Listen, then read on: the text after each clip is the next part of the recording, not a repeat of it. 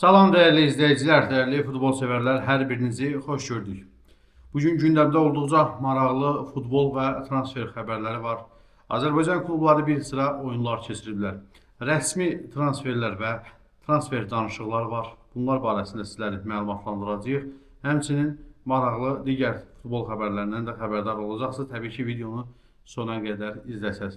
Videonu sona qədər izləyin. Həmçinin zəhmətimizə dəyər vermək üçün videonu bəyənin. Şərhlər bölümündə mütləq fikirlərinizi yazın. Çünki sizin fikirləriniz əsasında videolarımızı formalaşdırırıq. Kanala abunə deyilsinizsə, abunə olub bildirişləri də açıq tutun ki, növbəti videolarımızı və canlı yayımlarımızı izləyə biləsiniz. Mənsə vaxt itirmədən məlumatlara keçid alım. Dəyərli izləyicilər, bugün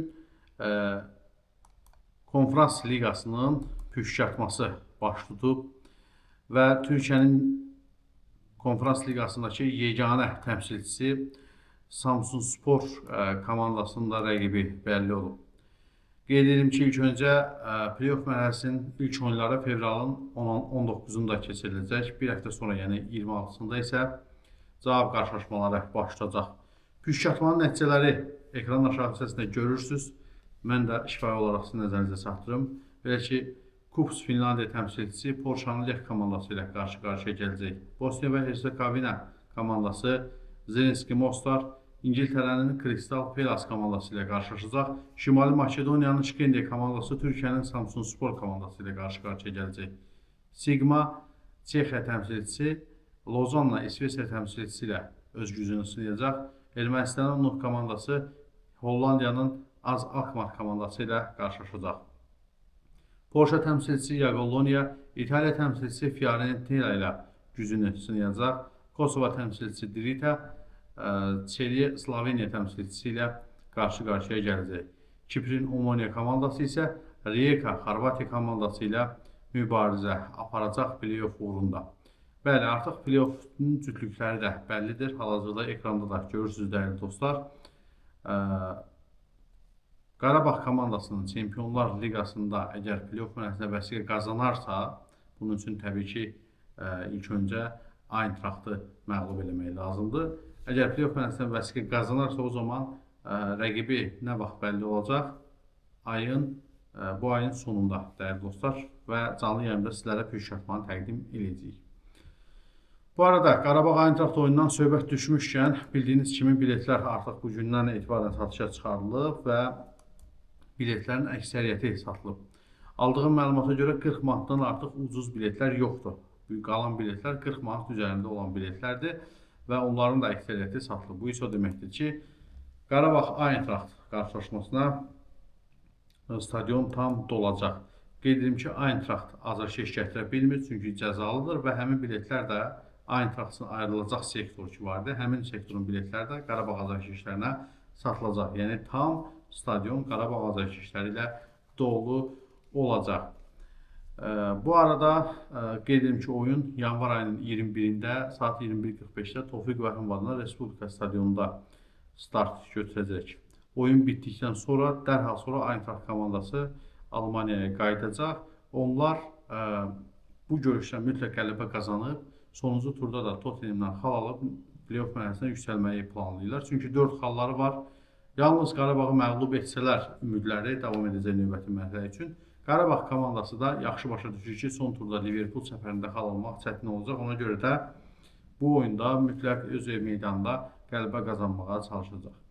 Bu arada Qarabağdan azarkeşləri sevindirməyəcək bir xəbər də var. Qarabağ komandası bir pillə dünya reytinqində geriləyib dəyərli dostlar.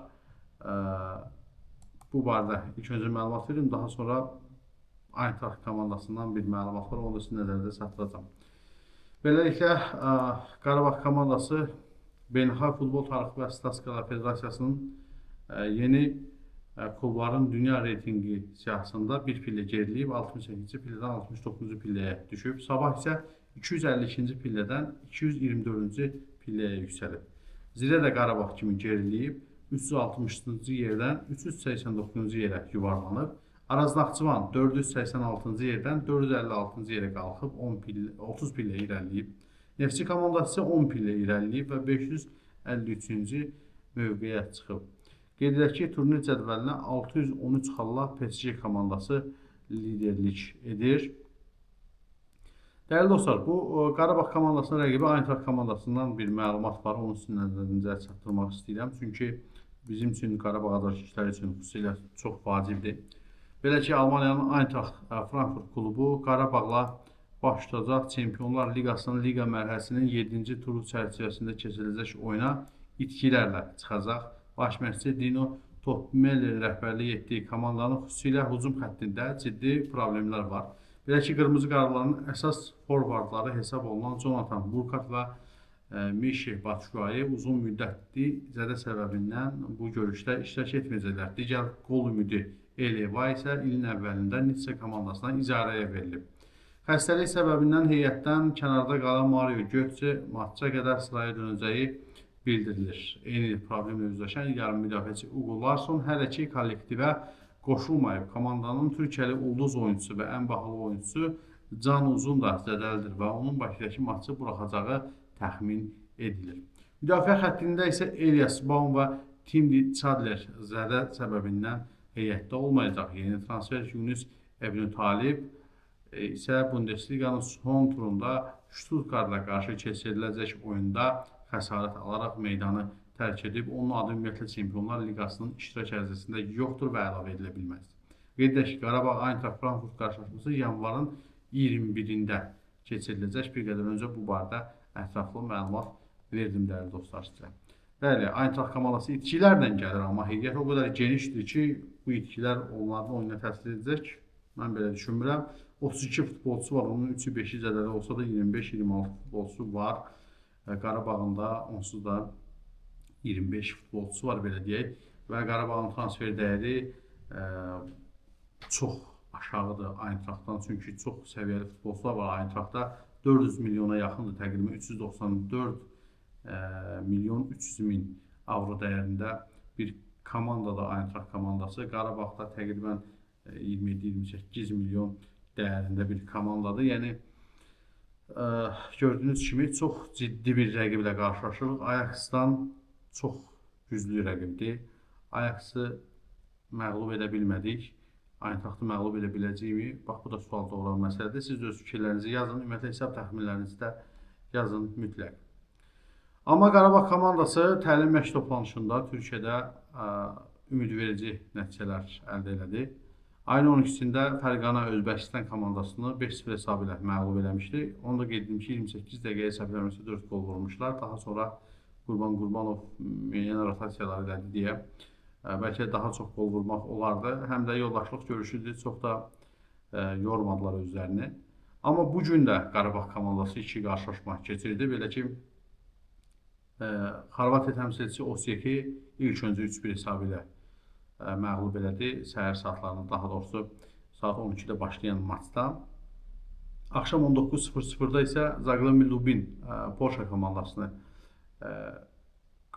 ilə qarşılaşdı Qarabağ komandası və bu görüşdə də 3-1 hesabı ilə qələbə qazandı Qarabağ komandası. Beləliklə, Türkiyədə keçirilən hər 3 maçda böyük hesablı qələbəyə sevindi. Ümumilikdə 11 gol vurdu. Yalnız qapısında 2 gol gördü Qarabağ komandası. Və Qarabağın gənc futbolçuları bu il debüt elədilər. Bu barədə sizləri məlumatlandırım. Çünki bu futbolçular Azərbaycan futbolunun gələcəyidir dəyərli dostlar. Söhbəti 15 yaşlı Əli Bəşirov və 19 yaşlı Bəhruz Qurbanlıdan gedir. Və özlərini də yaxşı tərəfdən göstərdilər. Hətta sonuncu qolun vurulmasında da yaxından iştirak elədilər. Əli Bəşirov topu uğurladı rəqibdən. Digər komanda yoldaşına ötürdü və sonda düzdür Abbas qola çevirdi, amma qol şəraitini yaradan məhz bu gənc futbolçular idi. Zirə komandası Qarabağdan fərqli olaraq azarkeşlərini sevindirməyib. Belə ki, Zirə komandası bugün hər iki görüşdə təəssüf ki, məğlub oldu. Belə ki, ilk öncə Aleksandriya Ukrayna komandasını 3-2 hesabı ilə məğlub oldu. Daha sonra Bohemiansla qarşılaşdı. 3 gol vuran da Zirə komandası oldu. Ümid elədik ki, bəlkə bu oyunda qələbə qazanar. Amma yenə də 3-1 hesabı ilə məğlub oldu. 1 gol vurduqdan sonra 3 gol buraxdı. Yəni, Rəşad Sadovun komandası təlim məşq toplanışındakı görüşlərdən uzaq çıxmadı. Amma Neftçi komandası azarkeşlərini kifayət qədər sevindirdi. İlk öncə Çempionlar Liqasında çıxış edən Kairat komandasını bilirsiniz 3-0 hesabı ilə məğlub etmişdi. Bugün daha sonra daha doğrusu Misir komandası Pramidisi ilə heçsə etdi. Qeyd ki, Pramidis də zəif komanda deyil. Asiya Çempionlar Liqasının qalibidir.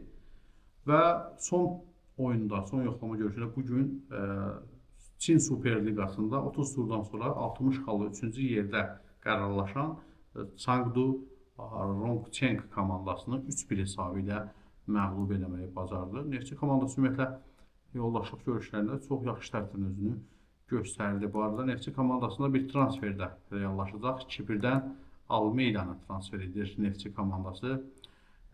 Kiprin Etnikos klubundan transferin reallaşacağı gözlənilir. Qeyd ki, Braziliyalı Breno Almeida Neftçiyə keçməyə çox yaxındır. Neftçi ötən yay Kiprdən Apollondan Sesi Dalmeydanı, Ayıqdan isə İmad Farajı transfer edib. Bu üçüncü transfer olacaq Neftçi komandasının Kipr təmsilçilərindən. Qarabağın keçmiş qapıçısı Ayhan Arazlı karyerasını başa vurub. Səhvləmirəmsə 23-24 yaşı var bu futbolçunun, amma maraqlıdır ki, yəni ki, öz gələcəyini, perspektivini görməyib, ona görə də karyerasını tamamlayıb və o futboldan uzaqlaşmayacaq, hakim kimi yola davam eləmək istəyir və hal-hazırda kursa yazılıb və gələcəkdə hakim kimi Ayhan Arazını meydanda görə bilərik. Və mənim adaşım İqbal, Pakistanlı futbolçu, İsveçin Myulbu komandasının futbolçusu, Qarabağın bilirsiniz transfer etmək istədiyi futbolçulardan biridir. Kasım Paşa, Türkiyə təmsilçisi bu futbolçuya rəsmi təklif göndərib. Maraqlıdır, Qarabağ komandası hansı futbolçunu transfer eləmək istəyirsə, Türkiyə təmsilçiləri dərhal o futbolçuya bir təklif göndərirlər. Sanki bu dünyada minlərlə futbolçunun içindən seçib Qarabağın transfer eləmək istədiyi futbolçuya təklif göndərirlər. Hər halda onsuz da bir sıra digər komandalarda bu futbolçu ilə maraqlanırdı. Məsələn, Macarıstanın Fenerbahçe komandası, ABŞ-ın Columbus Crew, Belçikanın Gent komandaları da bu futbolçunun transferində maraqlıdırlar. Görək indi nə baş verəcək. Leandro Andrade, bilirsiniz, bir sıra klublarla onun adı hallanır, amma özü açıqlama verib ki, mənim deyib, bu transfer məsələlərindən xəbərim yoxdur, menecerim bu işlərdən məşğuldur. Mən köklənmişəm Qarabağın Çempionlar Liqasındakı növbəti oyunlarına, növbəti mərhələyə yüksəlməyə çalışacağıq. Belə deyək, qısa yolla nə təqzib edib, nə təsdiq edib, görək qarşıdakı günlərdə nələr baş verəcək. Qarabağın keçmiş futbolçu Junior'dan da bir xəbər var. O öz ayağının baldır nahiyəsinə qazandığı uğurları həkk edib döymə vasitəsilə və burada Azərbaycan çempionluğunu və Azərbaycan kubokunun qalibi olmasını da belə döymədə əks olunur. Bundan əvvəl Qarabağ komandasının transfer etmək istədiyi Franko Kovacevic deyəsən Qarabağa gəlməyəcək. Çünki Insider Fabri Romanov'un səhifəsində bugün gördüm ki, bu futbolçunun Celtic'lə razılaşdığı xəbərini yayıb. Rəsmi hələ təsdiqlənməsə də adətən onun verdiyi xəbərlər doğru çıxır. Qurban Qurbanov yenidən Xabi Alonso ilə qarşı-qarşıya gələ bilər. Belə ki, aldığımız məlumata görə Xabi Alonsonun Liverpoolun baş məşqçisi olma ehtimalı çox yüksəkdir. Belə olsa, Çempionlar Liqasının Liqa mərhələsinin 8-ci turu çərçivəsində Liverpool Qarabağ maçında yenidən Xabi Alonso, Qurban Qurbanov duelini görə bilərik. Yəqin ki, yanınıza gəlir Bayer Leverkusen, Qarabağ maçları olduqca maraqlı alınmışdır. Liverpooldan söhbət düşmüşkən Liverpoolun futbolçusu Salah zədəlidir və o qarşıdakı bir neçə oyunu buraxacaq ki, Qarabağa qarşı da oyunda da oynamayacağı ehtimalı yüksəkdir. Türkiyəli məşhur futbolcu Fənərbağçı və Türkiyə millisinin qapıcı Volkan Demirel Qarabağın oyunlarını izlədiyini bildirib. Xüsusilə Kevin Medina'nın oyununu çox bəyəndiyini açıqlayıb. Həmçinin o bildirib ki, Nəriman Axundzadənin oyunu da kifayət qədər əladır və o Qarabağa qələbələr və qollar qazandırır. Bundan əvvəl Sumqayıt komandasından da xəbər var. Emil Mustafayevi Ukrayna komandasından deməli icarəyə götürüb Sumqayıt komandası və Polisiya klubundan bu mövsümün sonuna qədər icarəyə götürüb futbolçunu 24 34 yaşlı yarım müdafiəçi 21 yaşlardan və əsas milli komandamızın şərəfini qoruyub Emin Mustafayev. Uğurlu olsun. Sabahın keçmiş baş məşqçisi Kurnəslav Raduliçin yeni iş yeri məlum olub. Birləşmiş Ərəb Əmirlikliyinin Emirates klubunu çalışdıracaq. Bu barədə Emirates klubunun mətbuat xidməti məlumat yayıb. 21 yaşlardan ibarət futbol üzrə milli komandamız 1-ci liqa təmsilçisi Səbail ilə gücünü sınayıb. 1-0 hesabı ilə milli komandamız Səbail üzərində qələbə qazanıb. Bir qədər də xarici transfer xəbərlərindən Raspatori Atalantada rəsmən artıq müqavilənin detalları açıqlanmasa da artıq müqavilənin atıldığı, imzaların atıldığı bəllidir. Digər son dəqiqə xəbərlərindən biri Aston Villa'nın futbolçusu Daniel Malini'nin Roma'ya icarəyə verildiyi xəbərdir və David Alaba Beşiktaşın hədəfindədir. David Alaba'nın Real Madrid ilə müqaviləsi yayda başa çatır. Real Madrid bu futbolçu ilə müqaviləni uzatmaq niyyətində deyil. Ona görə də Beşiktaş da indidən hərəkətə keçib bu futbolçunu öz sıralarına qatmaq istəyir. Fənərbağçanın futbolçusu Əl Nəsir üçün bir neçə elçi var. Bunlardan biri İngiltərənin Nottingham komandası idi. Artıq İngiltərənin Everton komandası da bu futbolçunu istəyir. 17 milyon avro təklif ediblər Fənərbağça komandasına. Amma Fənərbağça bu futbolçu üçün ən azı 22 milyon təzminat tələb edir. Kasımpaşa komandası Cenk Tosunu öz sıralarına qatıb. Müqavilə şərtləri hələ ki mətbuata açıqlamayıb, amma 34 yaşlı futbolçu ilə müqavilənin imzalandığı artıq rəsmən bəllidir. Dünyanın ən varlı futbolçuları, daha doğrusu ən varlı idmançıları, futbolçuları yox, idmançıları, yəni bütün idman növləri üzrə ən varlı idmançıları bəlli olur və birinci yerdə Cristiano Ronaldo'dur. 2025-ci ildə ən çox qazanan 10 idmançı sırasına da başçılıq edir. 260 milyon dollar qazanıb 2025-ci ildə. İkinci yerdə boksçu Saul Alvarez'dir, 137 milyon dollar. Üçüncü yerdə Lionel Messi var, 130 milyon dollar. Bu təqribən yox, tam dəqiqliklə Cristiano Ronaldo'nun qazancının yarısı deməkdir. Futbolçulardan Kerim Benzema da var, 6-cı pillədə 115 milyon dollarla ən çox qazanan futbolçular siyahısında 6-cı yerdədir və qeyd edim ki, digər ilk onluqda yer alan idmançılar golf və basketbolla məşğul olan idmançılardır ki, dünyanın ən varlı idmançıları siyahısındadır. Bəli, dəyərli dostlar, bu sizə çatdıracağım sonuncu xəbərdir. Düşünürəm ki, siz də Qarabağ Eintracht qarşılaşması haqqında fikirlərinizi, hesab təxminlərinizi yazacaqsınız. İndi isə mən sizlərlə sağollaşıram. Növbəti videoda görüşmək ümidi ilə. Ekranda gördüyünüz videolardan birini seçib izləyə bilərsiniz. Kanala abunə değilsinizsə, abunə olub bildirişi açıq tutun. Hələ də videonu bəyənməmişsinizsə, zəhmətimizə dəyər vermək üçün videonu bəyənin və fikirlərinizi yazmamışsınızsa yazın, dostlarınızla videonu paylaşın. Növbəti videoda görüşmək ümidi ilə hələlik.